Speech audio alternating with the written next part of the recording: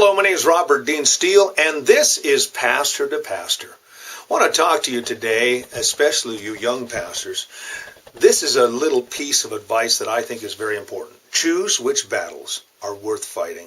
Not every hill is worth dying on, and every challenge to your authority and leadership is worthy of a fight. Remember, the church is not your church. You, along with the people who are serving there, and who will be there for many years after you leave, are simply caretakers of the church. Now, what I have done over the years is my ministry has been, I would call it a cleanup hitter. In 6 of the 7 churches I was involved in, I came in after there had been some real difficulties. And the first thing I had to do was establish the leadership of the pastor in that place. In some places there had been war between the pastors and their people. There had been some things that had done from the people to the pastor.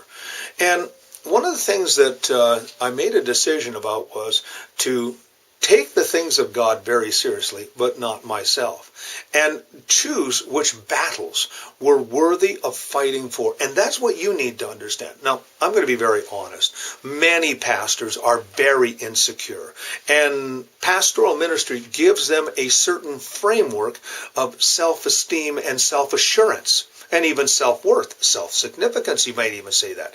But you know what? You need to decide and know this, that you are a servant of God first. And that doesn't mean that you lord it over. In fact, Peter says, do not lord over your people. Remember, you are working on behalf of God, but you're also working on behalf of them. They have put their trust in you. They have said, you are my pastor. I'm going to trust you with my spiritual life. And that's a real responsibility. You should not walk around as if you are God's answer to everything in that situation. And don't take every little slight as something that you have to take down. I've met pastors who walk around and they walk around as if, every little thing that's said against them, they have to set right. So choose your battles and choose them wisely. Ask yourself this question: is this a matter of personality, or is this a matter of doctrine, and is this a matter of accountability? There are some things that you have to deal with. I mean, if someone is coming and preaching wrong doctrine, or taking the church someplace where it shouldn't go, or trying to, take away the authority of the church, and even yourself to a certain point, then you need to address it. But you address it with love, with wisdom and understanding. Say, God, what do I do in this situation? And then follow his guidance and direction. And you know what happens? God uses you to heal. God uses you to shepherd.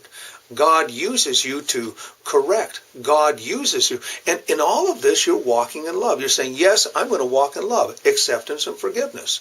I'm going to make sure that my own heart is right before I choose to react. Let me give you one more piece of advice, and that's simply this. James says in James 1, he says, be quick to hear, slow to speak, and slow to anger. So make sure what you're hearing is right. Secondly, think through before you open your mouth. And thirdly, be very careful of your anger. Make sure it's you, it's the Lord that you're defending and not yourself. My name is Robert Dean Steele. This is Pastor to Pastor. You have yourself a great and godly day.